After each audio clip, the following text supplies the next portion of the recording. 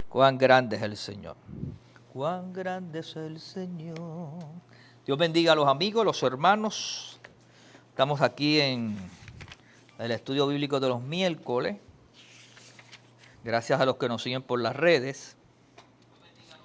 Bendito sea el nombre del Señor. Y nos quedamos en el capítulo 18 de Mateo. Vamos a trabajar lo que nos quedaba del 18 y algo del 19. Gloria a Dios. O hasta donde el tiempo nos lo permita, ¿verdad?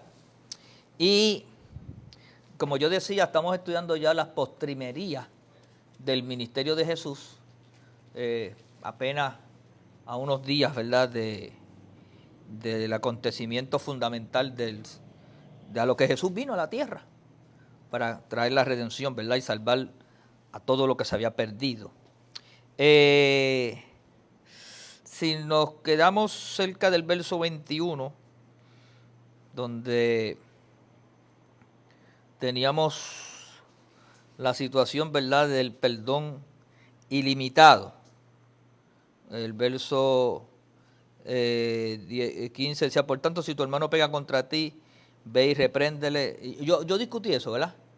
Y nos quedamos entonces sin discutir, yo creo que los versos 21 y 22, que decía, entonces se le acercó Pedro y le dijo, Señor, ¿cuántas veces perdonaré a mi hermano que peque contra mí? ¿Verdad? Porque Jesús estaba enseñando de cómo debe ser la reconciliación.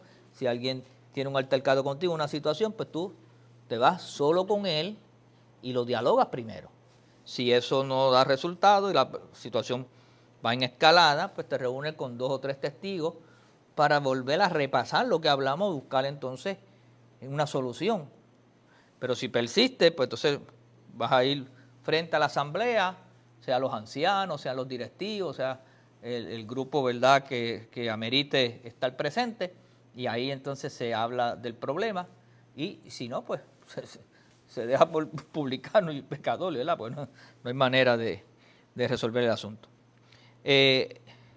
Entonces, luego de eso se acercó Pedro y le dijo, pues cuando Pedro oyó todo eso, pues ¿cuántas veces perdonaré a mi hermano que peque contra mí?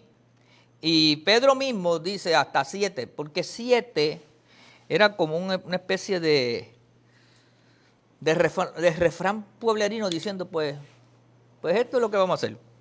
Jesús le dijo, no te digo hasta 7, sino hasta 70 veces 7. Que tampoco era que ibas a coger una calculadora y vas a sacar que eran 490 y pico de veces, sino que todas las veces que sea necesario lo perdona. Tu trabajo es perdonar. Por lo tanto, sin duda, Pedro, estando pensando en lo que el Señor había dicho sobre si el hermano pecara contra él, ahora el apóstol quería saber cuán a menudo tenía que perdonar a su hermano. Y probablemente creyó que estaba siendo muy generoso con sugerir hasta 7.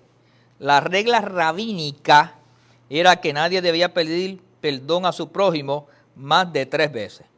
Había una costumbre rabínica que si tú cometías un error, pues hasta 3 veces podías ir a solicitar perdón. Entonces, por eso es que Pedro usa eso, pues 7 veces, ¿verdad? Por decirle, voy a darle un poco más. Cuán perturbadora la respuesta del maestro cuando le dijo, no hasta 7, sino aún hasta 70 veces 7. Algunos han traducido esto 77 veces, ¿verdad? 77 veces, serían 77, ¿verdad? Por lo tanto, Jesús era amante en sacudir a la gente y usar como regla poética la hipérbole, como lo hemos visto en otros pasajes. Claramente se refirió a un perdón ilimitado. O sea que perdona siempre. Y alguien dirá, pero contra que hay gente que, bueno, es que ya te dio un remedio. Te dio el remedio de llamar a la persona, te dio el remedio de 2 o 3 testigos y te dio el remedio de la asamblea o el cuerpo de ancianos. Pero a la última hora, después de todo eso, como quiera, perdónalo. Y déjaselo en las manos del Señor. Tú vas a evitar tener una relación directa con la persona porque la persona, pues mira, en alguna manera no congenian. Eso no significa que yo no lo perdone, tampoco significa que no lo ame. Es como un amigo mío, pastor, me enseñó hace muchos años. Me dijo, mire, gente, ¿qué es mejor? Amarlas de lejos que odiarlas de cerca. Y al principio yo decía, ¿qué es eso? Era Néstor. Entonces, no, mejor amarlo de lejos, tú sabes. ¿Por qué? Porque no vamos a congeniar. Ahora eso no significa que no lo ame, significa que no lo soporto. Pero eso son dos cosas diferentes. Hay gente que no lo soportamos, pero no es que no lo amemos. Si esa persona necesita algo, si esa persona hay que cooperar con él, si esa persona, pues claro, tiene mi amor y tiene todo lo demás, pero con distancia y con categoría. ¿Por qué? Porque es que no todo el mundo está diseñado para todo el mundo. No sé si esta parte, bueno, yo tengo licencia de predicador, yo puedo decirla.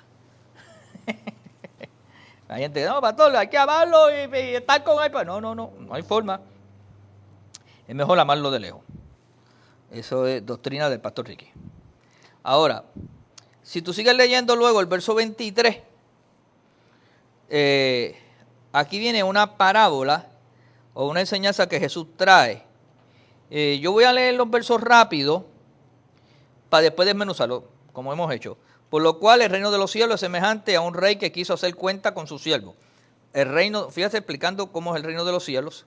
Y comenzando a hacer cuentas, le fue presentado uno que le debía 10,000 talentos.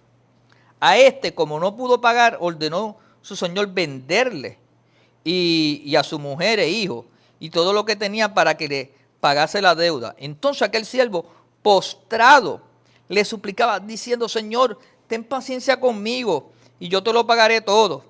El señor de aquel siervo, movido a misericordia, le soltó y le perdonó la deuda. Pero saliendo aquel siervo, halló a uno de sus consiervos que le debía 100 denarios. ¡Wow! Uno le debía 10,000 talentos, pero esto le debía 100 denarios. Y haciendo de él, le ahogaba, lo cogió por el pescuezo, diciendo, págame lo que me debe. Entonces su consiervo, postrándose a sus pies, le rogaba diciendo, ten paciencia conmigo, yo te lo pagaré todo. Mas él no quiso, sino fue y lo echó en la cárcel hasta que pagase la deuda. Viendo sus consiervos lo que pasaba, se entristecieron mucho. Estos eran los siervos del siervo del siervo. Y fueron y refirieron a su señor, al jefe máximo, todo lo que había pasado. Entonces, llamándole su señor, le dijo, siervo malvado, toda aquella deuda te perdoné, porque me rogaste. ¿No debías tú también tener misericordia de tu consiervo, como yo tuve misericordia de ti? Entonces su señor enojado le entregó a los verdugos hasta que pagase todo lo que le debía. Así también mi Padre Celestial hará con vosotros si no perdonáis de todo corazón a cada uno a su hermano sus ofensas. Fíjate que siguió la enseñanza del perdón y se puso más fuerte. O sea que si Pedro tenía alguna duda, aquí se le aclararon todas y tiene que haber relinchado toda la noche. Por lo tanto, dado que Mateo presenta a Jesús como rey, muchas de sus parábolas se refieren a un monarca.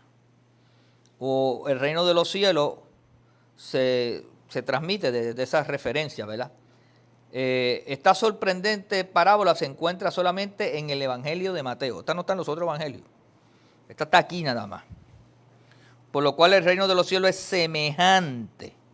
Aquí se trata de un rey que quiso hacer cuenta con su siervo. Encontró que uno le debía 10,000 talentos. Como un talento equivalía a $1,000 en moneda actualizada americana, como marco de referencia para nosotros, la suma resulta en unos 10 millones de dólares. Suena impresionante. Esta cantidad parece increíble, pero debe reconocerse que estos siervos eran altos oficiales de un monarca oriental. Los documentos de arqueología han descubierto sobre los periodos de Asiria y Babilonia, indicaban que esos hombres manejaban enormes sumas de dinero. ¿Sabes? Esta gente son ricos de verdad. Por eso cuando yo veo por ahí que me ponen los magos de Oriente con 3 camellos injillillos, cuando esta gente venían con caravanas y venían con incienso, oro y mirra en cantidades, pues entonces nos quieren vender a un Jesús que el Padre lo envió aquí, lo envió en plena miseria. Y cuando usted se pone a estudiar la túnica de Jesús, si le echaron suerte la túnica, no era por superstición. Si Jesús podía mantener un ministerio y no era tan enfático pidiendo ofrendas, y tenía tesorero y todo, créame que manejaban, eso era una empresa, ¿sabes? Jesús tenía una empresa. Por eso cuando llegaba a los sitios lo respetaban. ¿Sabes? A veces nosotros queremos impresionar, pero vamos a los sitios y nos representamos el reino en la manera de tener las cosas como deben estar. Oye, aunque sea algo sencillo, pero téngalo bien, preséntelo bien. Porque la gente se impresiona por lo que ve. Ah, pastor, pero entonces me está reduciendo el reino. Bueno, pues vea el ministerio de Jesús, vea el modelo de Jesús y va a ver que Jesús llegaba a los sitios y se puede sentar con los ricos. Y los ricos los recibían. Pero Jesús tenía unas características de un Mesías. Ah, que el reino de él no era de este mundo. Ah, él vino a convencerlos que no era de este mundo, pero en lo que los convencía. Él no vivió como algunos piensan que Jesús vivía. Ah, no, ¿se acuerda que él dijo que las aves tienen, pero el Hijo del Hombre no tiene de recostar? Claro que no tenía, si no habían hoteles como ahora, al nivel que hay ahora, que donde quiera que tú llegabas, a veces pues tenías que dormir en los montes. Pero cuando entró en la entrada triunfal, no entró como entran los pobres. Entró en un pollino. Y la gente dice, pero pollino hasta la palabra suena media rara. No era un pollito chiquito. Era el vehículo que usaban los reyes para transportarse. ¿Qué tenía el pollino? A lo mejor era que la suspensión era mejor o algo así. Y el que Jesús utilizó, él fue el primero que lo montó. Brand new. Y lo recibieron como se recibe a los reyes. O sea, un día nos podemos sentar a estudiar el Jesús bendecido y próspero versus el Jesús pobre o de miseria. Y yo le voy a mostrar todas las escrituras que hablan de que... Ahora, porque la riqueza no es mala. El problema es cuando las riquezas te poseen a ti o las utilizas mal. El dinero no es, no, yo se lo prediqué aquí, creo, hace un tiempo, que el dinero no es ni bueno ni malo. El dinero es dinero. El que es bueno y malo es el que lo utiliza. ¿Para qué tú lo utilices? Por lo tanto, ya hicimos el paréntesis, vamos a regresar donde estábamos. Eran 10 millones de dólares lo que se estimaba aquí, que debía este hombre. Por lo tanto, los siervos eran altos oficiales de un monarca oriental. Los documentos que la arqueología ha descubierto sobre los periodos de Asiria y Babilonia indican que estos hombres manejaban enormes sumas de dinero. Sin embargo, debemos recordar que Jesús nuevamente estaba empleando una hipérbole. Él estaba tratando de dar énfasis a la absoluta imposibilidad de que jamás podamos pagar nuestros pecados a menos que nos alcance el perdón de Dios. Y usó esto de una manera simbólica. Cuando el hombre no pudo pagar, se dio la orden que tanto él como su mujer e hijo y todo lo que tenían fueran vendidos como esclavos para liquidar la deuda. Esa era la costumbre. Tú pagabas con la familia y con todo lo que tenías. Pero ahora es casi igual, ¿verdad? Cuando tú no puedes pagar la casa, pues no le importa que tú tengas hijos o tengas mujer. El banco va y ¿qué? La ley le permite, pues quitártela. O permiten quitarte el carro. Yo no le importa que, claro, ahora es más sensible porque hay unas leyes, que si hay unas condiciones, unas situaciones, se pueden pedir unas prórrogas, ¿verdad? O se puede sentar con el banco a negociar algo. O existe la ley de quiebra, que si tú la usas, pues puedes proteger tus bienes. Es un mundo más sensible, es un mundo más buscando cómo solucionar el problema, ¿verdad?, económico. Pero en aquel entonces se trataba de esa manera, con lo que tú tenías. Esta manera en que en aquella época se trataba a los deudores. Pero el hombre rogó que le tuviera misericordia. Y su señor le perdonó la deuda, verso 27. Y se le perdonó los 10 millones completos. Pero el siervo perdonado salió de la presencia de su señor, el monarca, y encontró con uno de sus consiervos que le debía 100 denarios. El denario o denarius era una moneda romana que se menciona aquí en el libro de Mateo, En el Nuevo Testamento, perdón, se menciona 16 veces. Y representa 20 centavos de dólar.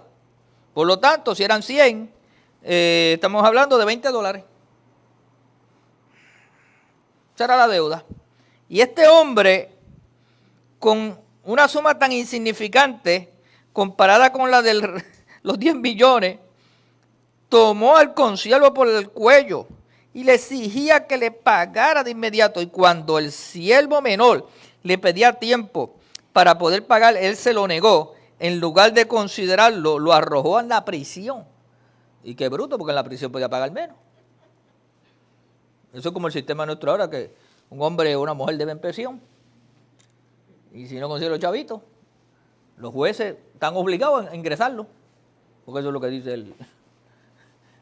Y yo creo que es una medida que vamos a tener que revisarla, porque, claro, hay que hacerlo. Funciona a veces, porque cuando lo meten preso, los familiares van y rebuscan donde sea, y a la hora, a las 2 horas llegan. Aparecen. Pero deberíamos, no sé, buscar la manera de que si esa persona está trabajando, decirle, bueno, te vas a trabajar y te vamos a confiscar la próxima quincena completa, hasta que pague. Claro, hay unos sistemas que se supone que tú no le evites que la persona se quede sin comer y eso. Bueno, en la cárcel va a producir lo menos. Tenemos que buscar como sociedad un punto, ¿verdad?, de remedio. Aquí tampoco.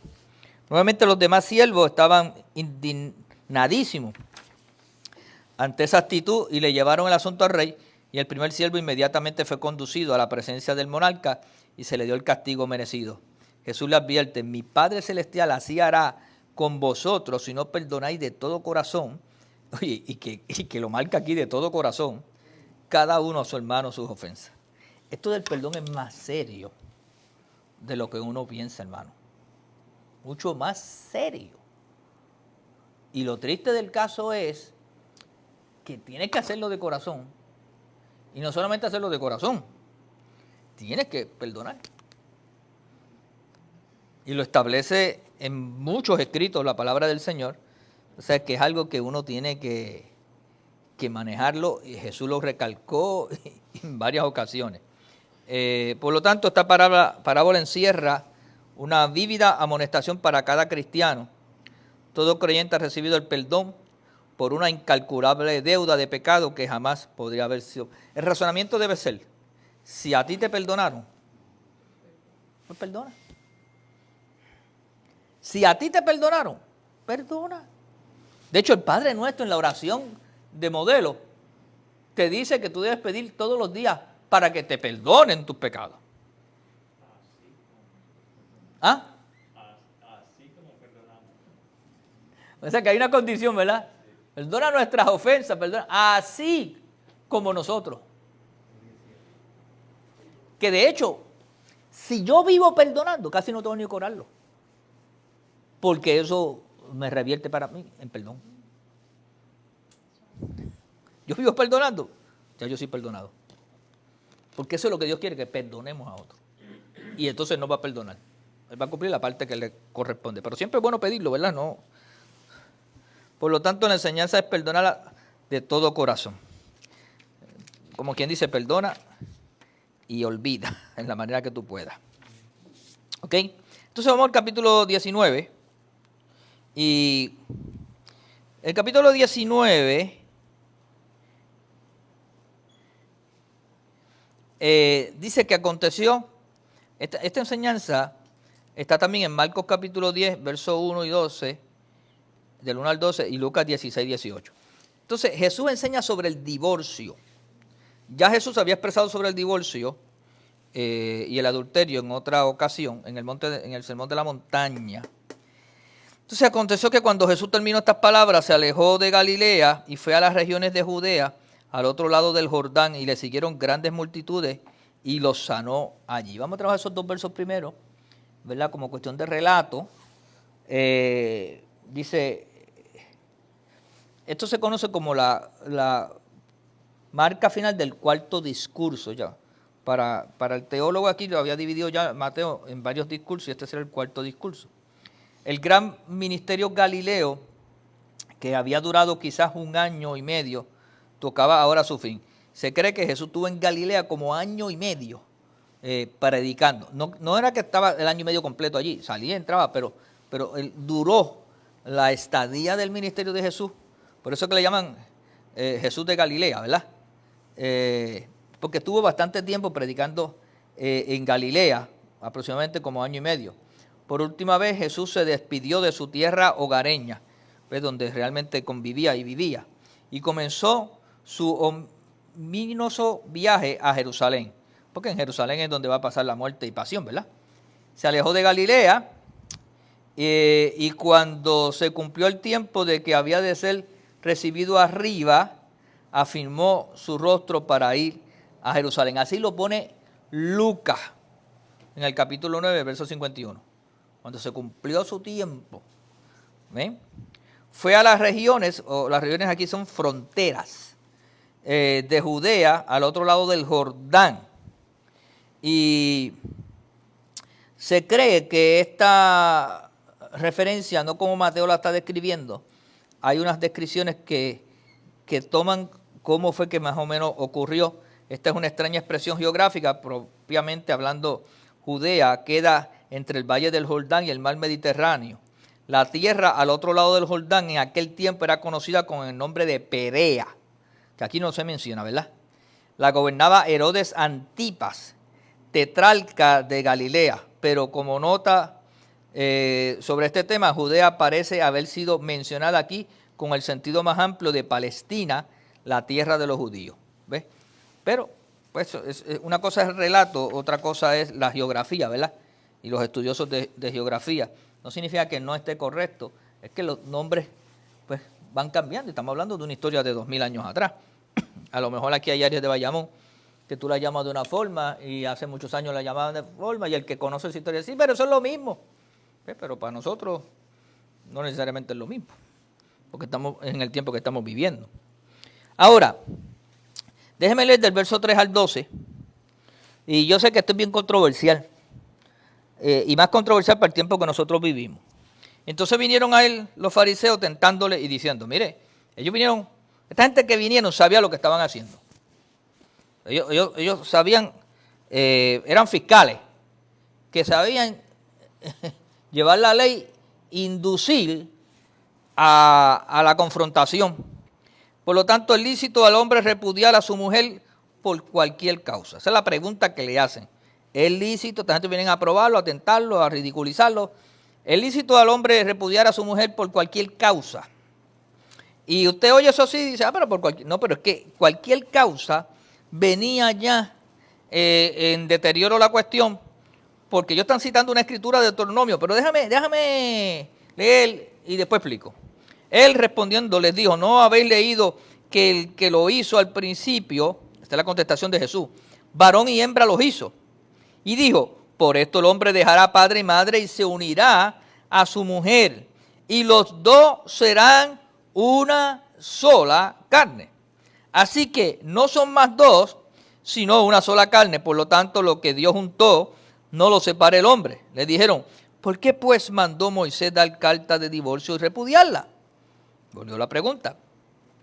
Y él les dijo, por la dureza de vuestro corazón, Moisés os permitió repudiar a la mujer, a vuestras mujeres. Mas al principio no fue así. Y yo os digo que cualquiera que repudia, ahora Jesús mandó más fuerte. Y yo os digo que cualquiera que repudia a su mujer, salvo por causa de fornicación, y se casa con otra, adultera, y el que se casa con la repudiada adultera. Le dijeron sus discípulos, si así es la condición del hombre con su mujer, no conviene casarse. Entonces les dijo, no todos son capaces de recibir esto, sino aquellos a quienes es dado. Pues hay eunucos que nacieron así del vientre de su madre, hay eunucos que son hechos eunucos por los hombres, y hay eunucos que asimismo se hicieron eunucos por causa del reino de los cielos. El que sea capaz de recibir esto, que lo reciba. Los eunucos. Ahora, vamos a ver cómo está el tiempo aquí. Yo creo que casi, a lo mejor consumimos el tiempo. Como en nuestros días, el asunto del divorcio jugaba un papel importante. O sea que esto tiene miles de años de controversia. Jesús lo había discutido, en el Sermón del Monte. Eso está en Mateo 5, 31 y 32. Hay una referencia ya de una expresión de Jesús. Ahora nuevamente se considera, y esta discusión sobre el tema fue de gran importancia y riesgo en los tiempos del ministerio de Jesús por causa del reciente divorcio de Herodes Antipas y su esposa. O sea que predicar de eso en aquellos días era medio conflictivo, porque Herodes ya se había divorciado. Y para colmo, déjenme contarle el bochinche completo. Para colmo, Juan el Bautista se paraba frente al palacio y increpaba a Herodes, diciendo: la mujer con la que está es la mujer de tu hermano. Porque en un viaje, ¿se acuerda que yo se lo conté aquí? Que él fue a otro reino, vio a la mujer de su hermano y le interesó la mujer de su hermano hasta el manito que se llevó al hermano y a la mujer se le quedó con la mujer. Y se había divorciado de la otra. Bochinche de palacio. Pero que estaba aquello por allí fuerte. Y Jesús con ese tema. O sea, que esta gente venían haciéndole un expediente a Cristo y dijeron: vamos a tirar una carne a ver si se pone muy... Y Herodes se inquieta con y lo convencemos y le llamamos bochinche. Mira, hasta de ti y de tu mujer está hablando. Te está condenando. Estaban buscando todas las formas. Y los maquiavélicos son maquiavélicos y buscan toda maldad, ¿verdad? Entonces, esta vez el asunto fue precipitado por los fariseos, compiladores y maestros de la ley. O sea que habían gente allí que conocían de lo que estaban preguntando. Sabían, dominaban el principio legal, aunque fuera como se acomodaba a su perspectiva de lo que querían ellos conseguir. Ellos acudieron a Jesús tentándole o poniéndole a prueba. La pregunta que llevaban era: ¿es lícito al hombre repudiar a su mujer por cualquier causa? ¿Sabes? ¿Es legal? ¿Es correcto? Y después le pone por cualquier causa. Por cualquier causa, en el contexto que lo vamos a buscar, el cualquier causa no era tan cualquier causa, eran unas causas específicas. Pero aquí ellos lo traen ampliando, porque con los años se había ampliado el cualquier causa y seguía siendo una cláusula, como decimos nosotros, una cláusula zafacón que cabe todo. Entonces, esta última frase, por cualquier causa, es particularmente significativa. No se encuentra en el pasaje paralelo de Marcos capítulo 10, versos 2 al 12, porque los lectores gentiles no estaban al tanto sobre las connotaciones judías como los lectores de Mateo. O sea, Mateo le habló a los judíos y por eso usaba unas palabras que los judíos lo entendían, pero Marcos le habla a los griegos. Entonces no era pertinente porque ellos no conocían el sistema legal. Para ellos el divorcio era más libre todavía, de otra manera, ¿verdad? El conflicto se levantó sobre la interpretación de Deuteronomio 24.1. O sea, esta gente, el planteamiento que le traen tenía legitimidad porque ellos le estaban citando Mateo 24.1. ¿Perdón? Yo dije Mateo, pero es Deuteronomio 24.1. Gracias. Cuando alguno tomara mujer y se casare con ella, si no le agradare por haber hallado en ella alguna cosa indecente, le escribirá carta de divorcio. Eso es lo que dice Deuteronomio. Hay dos puntos importantes aquí que marcar. Si no le agradare. El otro punto es que haya alguna cosa indecente. Y me van a perdonar las hermanas, pero esto es un gobierno de conciencia patriarcal y las mujeres no podían divorciarse. Los hombres podían divorciarse, las mujeres no. Esa es la cultura judía. ¿Por qué Carmen mira así? Bueno, porque la mujer tenía que vivir con el hombre y el único que la podía divorciar era el hombre. Pero al principio no era así. Jesús lo aclaró. Al principio no era así. Ellos fueron cambiando esto. Ok, pues entonces Moisés estableció en la ley de los Levíticos y en Deuteronomio y todo eso por ahí, cómo se iba a hacer. Y era el hombre que podía dar la carta del divorcio bajo dos condiciones. ¿Cuáles son? Si no le agradare por haber hallado en ella cosa indecente. Hay gente que lee esto corrido, hay gente que lo separa. Los conservadores lo leen corrido, los liberales lo separan. Entonces un hombre no se divorciará, perdone, uno de los teólogos sostenía que la cosa indecente significa fornicación. Si el hombre encontraba algo indecente en la mujer, lo que estaba diciendo era que había fornicado, que la mujer le fue infiel. Y por eso Moisés le dijo que podía dar carta de divorcio. Ahora, un hombre no se divorciará de su esposa a menos que se encuentre en ella un asunto de vergüenza. Ahora, otro teólogo decía, de la corriente liberal, que hacía hincapié sobre la cláusula si no le agradare. Él permitía que un hombre se divorciara de su esposa si hacía algo que no le gustara a él, aun si ella pues tenía las demás virtudes, pero por ejemplo como Abby, que dejó quemar las habichuelas. Pues entonces en aquel entonces el hombre dijo, me quemaste las habichuelas, pues eso no me agrada, va sopa que va. Pues mire, no se vaya tan lejos, que hoy en día con el nuevo Código Civil y todo lo que tenemos en Puerto Rico, hoy en día la gente se puede divorciar por eso mismo. No, por menos que la habichuela. Porque se levantó. Y ese día el hombre se levantó, o la mujer, ahora es aquí, hombre o mujer. Y se levantó, y hoy no me huelen ni las azucenas. Y puede visitar un abogado y con decir, me quiero divorciar. Que los mahometanos, con decir 3 veces, me divorcio, ya están divorciados. El judío no, el judío en aquel entonces tiene que buscar una carta de divorcio, que eso tiene una razón de ser. Pero hoy en día en Puerto Rico usted va por ahí, me voy a divorciar. Se mete en la oficina de un abogado y le dice, mira, yo me quiero divorciar. Y el abogado ya no es como antes. De hecho, el abogado ni siquiera hacía eso antes.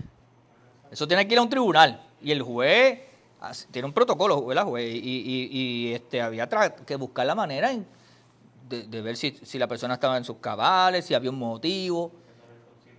De hecho, habían hasta unos causales para el divorcio. Todo eso se quitó. Ya no hay causales. Ya tú vas del abogado y llevas allí el dinerito y el abogado te comienza a llenar los papeles para el divorcio. Si el divorcio no es contencioso y nada, ahí mismo casi puede salir, llaman al otro para decirle, has divorciado, negro, tiene 30 días, qué sé yo, para ir al tribunal a ponerte si quiere o algo así. Y como quiera no vas a tener mucho éxito. Así cambió la ley aquí en Puerto Rico. Y ahora los abogados pueden casar. Y te hacen todo el protocolo y la cosa. No hay problema con eso. Hay problema con el divorcio para mí. Yo creo que no debe ser así, pero yo no soy, ni era legislador, ni me dieron oportunidad para votar allí. Pude gritar lo más que pude, pero no tuve muchos resultados. Porque vivimos una sociedad que está diseñada, que no se ha casado bien cuando ya está pensando en el divorcio. Así le dicen las mamás ahora a las nenas y a los nenes. Si no te va bien, te vienes para acá y te divorcias. Es más, yo creo que hay gente que se casa con el papel firmado. Así como hacen ¿cómo se llama? Las capitulaciones. Hay capitulaciones que parece que ya uno queda casi divorciado con la forma que se hacen. Aquí tú no tienes nada, ni puedes pedir nada, ni... rayo. Ayúdame, Señor, a no pecar. Entonces... Por lo tanto, como replica la pregunta de los fariseos, Jesús, como siempre, remitió la palabra de Dios. Él le dio una palabra, una sugestión para nosotros en las controversias teológicas, ¿verdad? No, que a nosotros nos crea, pero él dio una palabra. Él le recordó que en el principio Dios hizo a los seres humanos varón y hembra. Génesis 1:27. Entonces Jesús fue estableciendo su contestación de una manera legítima. Mira, en el principio, Génesis 1:27, ¿verdad? Varón y hembra los creó. Ya estableció, ahora le llamamos género, pero sexo biológico también le llaman ahora. Jesús estableció, claro, hombre y mujer. Por lo tanto, está diciendo que el casamiento tiene que ser entre ¿qué? Entre hombre y mujer, porque era lo que había, hombre y mujer. Ahora hay otras situaciones con eso. Entonces, le citó Génesis 2:24, que da la dirección divina para el casamiento humano. Pablo cita este pasaje 2 veces, en 1 Corintios 6:16 y en Efesios 5:31. Eso es lo que nos significa a nosotros los predicadores, cuando los versos se citan y da referencia a otros, lo que está creando es un punto de referencia doctrinal, ¿verdad? El texto, el contexto. Repitiéndola, Jesús puso el énfasis sobre la última cláusula, el hecho de que la unión del matrimonio hace de dos personas una. Hay una unión de carne, pero hay una unión también de conciencia y de espíritu. Por lo tanto, lo que está diciendo el Señor en esa última parte es que lo hace indisoluble. Por eso es que el matrimonio es para siempre. Porque una vez hubo esa unión de espíritu y carne, es indisoluble, ¿verdad? Entonces, lo que Dios juntó, no lo separe el hombre, porque Dios estableció la forma. Entonces, hubo una conexión. Por lo tanto,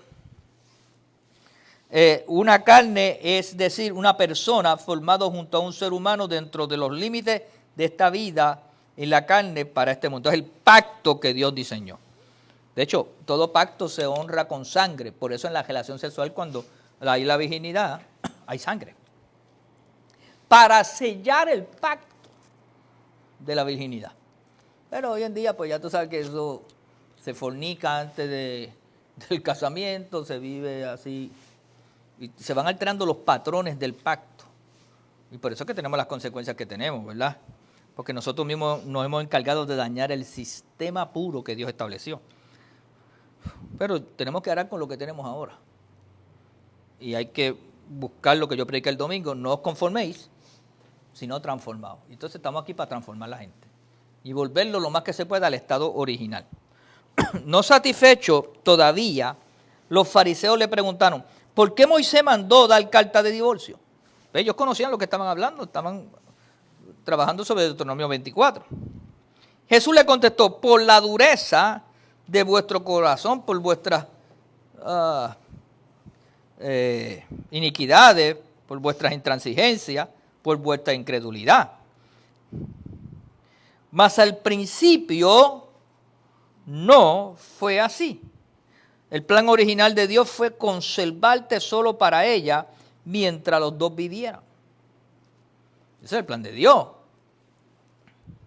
Y alguien dirá, pues se puede. Pues claro que se puede. Pues Grace y yo nos casamos vírgenes y no éramos de otro planeta. A lo mejor ella era un poquito más...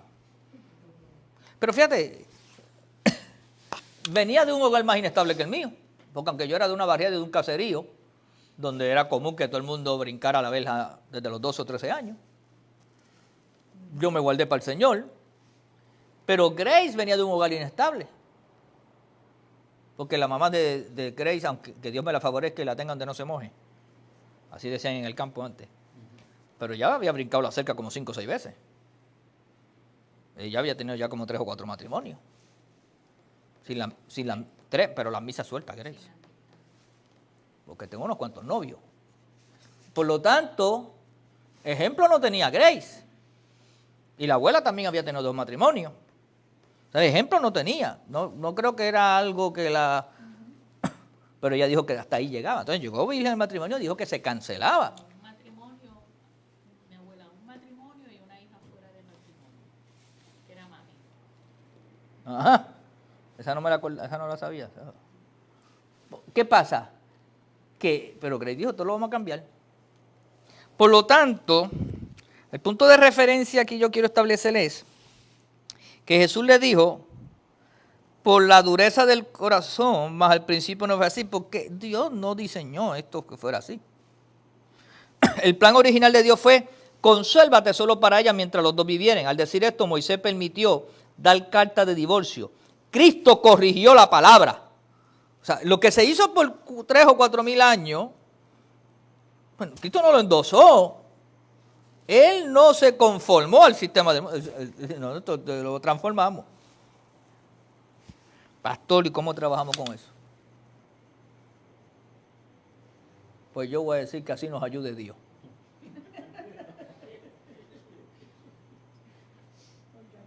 Porque yo me acuerdo que hace como 40 años atrás, la gente se casaba en nuestras iglesias con la mentalidad de que no se iban a divorciar.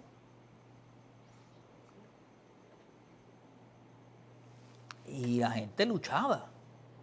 Y los pastores luchaban. Pero si usted me dirá de 20 años para acá, las iglesias no están tan llenas de gente divorciada.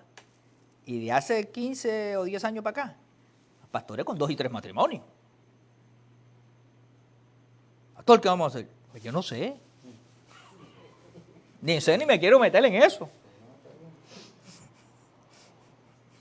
Porque yo predico amor, misericordia y perdón. ¿Que eso trae situaciones? Que nos hemos estado conformando a aceptar eso como bueno. ¿Que tiene consecuencias? ¿Que yo tengo la solución? Y que voy a seguir para ver si termino esto lo más pronto posible porque...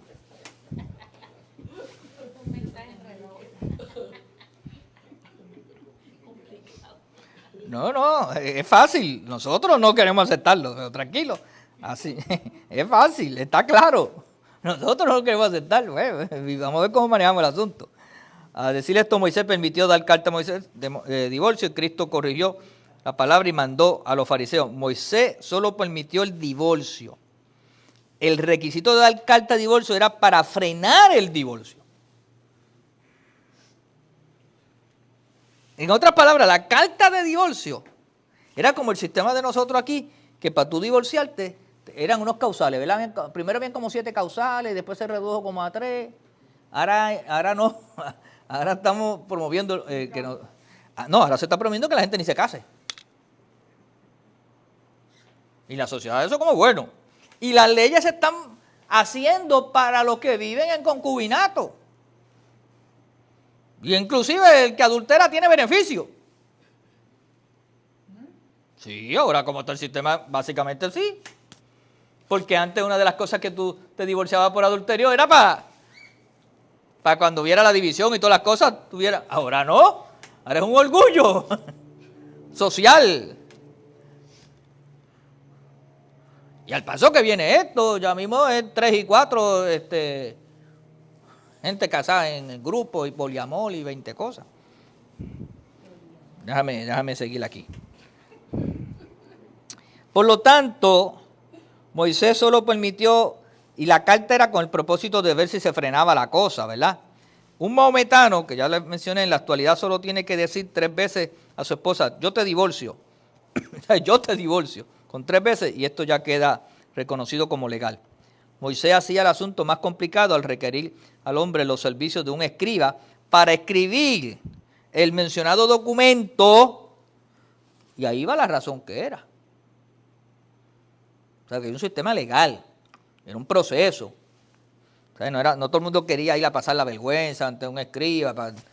¿Pero por qué? ¿Por qué tú la...? Bueno, porque me fue infiel. Empezó así la cosa, pero después él fue liberando. No, pues ponga ahí por otra cosa. Entonces Cristo se coloca claramente al lado de la interpretación estricta de Deuteronomio 24:1. Él permitiría el divorcio solo por causa de la cosa indecente, que era un acto de depravación moral, una inmoralidad en el matrimonio. Y entonces ahí era. El adulterio es un repudio de los votos del matrimonio. Por eso Jesús dijo, por causa de la fornicación, que es el adulterio. La posición de Jesús aquí es segura. Marco y Lucas dan mayor énfasis, aunque Mateo, al aborrecimiento divino del divorcio.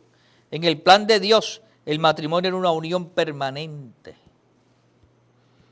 Y termina entonces con el celibato. Y parece que los discípulos estaban espantados por la inflexibilidad y severidad del maestro. O sea, yo también sé. O le había tumbado la teología esa que tenían ellos. Que empezó con una carta de divorcio, pero ya era una carta que ponían lo que quisieran en ella. Con los años se fue liberando. Se divorciaba como quisieran. Entonces, los discípulos pues estaban, wow, qué inflexible el Señor, esto es fuerte. Si el matrimonio iba a atar de esa manera, no conviene casarse entonces. Buscando la conveniencia de no hacer la cosa. Entonces,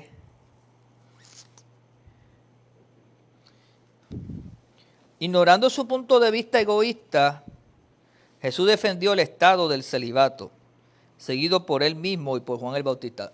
Jesús era célibe y Juan el Bautista también. Pero nunca Jesús le impuso el celibato a nadie. Tenía una cuestión táctica, tú sabes. Jesús venía ya con un destino, igual que Juan el Bautista. De ahí fue que la Iglesia Católica tomó parte del orden sacerdotal como celibato. Pero allá ellos. Y oro para que Dios los bendiga. Por eso no soy católico. Una de las razones fundamentales. Cada cual con su asunto. Por lo tanto, Jesús, aunque lo defendió, no lo impuso. No dijo que había que ser célibe para ser ministro y esas cosas, ¿verdad? Por lo tanto, no todos son capaces de recibir esto, dijo el Señor. Probablemente significa que no a todo es dado ver esto como no bueno, ¿verdad? El casarse. En vista de lo que Cristo dijo sobre el matrimonio como institución divina, es obvio que el celibato no era el plan de Dios en general. O sea, Jesús estableció el matrimonio y endosó lo que Dios estableció. Pero sí habló de que el celibato existía. Y dijo 3 razones por qué el celibato existe. Dijo varias de esas 3. Dijo que habían 3 clases de eunuco. Es un término griego. Los primeros son que han nacido con algún defecto o incapacidad física que los hace así para toda la vida. Gente que nace, hombres que no pueden ejercitarse en esa área, y se les llama en aquel tiempo eunucos. Los segundos son hechos eunucos por los hombres.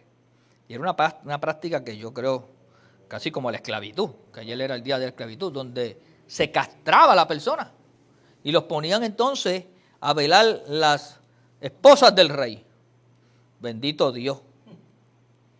Eso sí que, ¿no? Que trabajo y que sacrificio.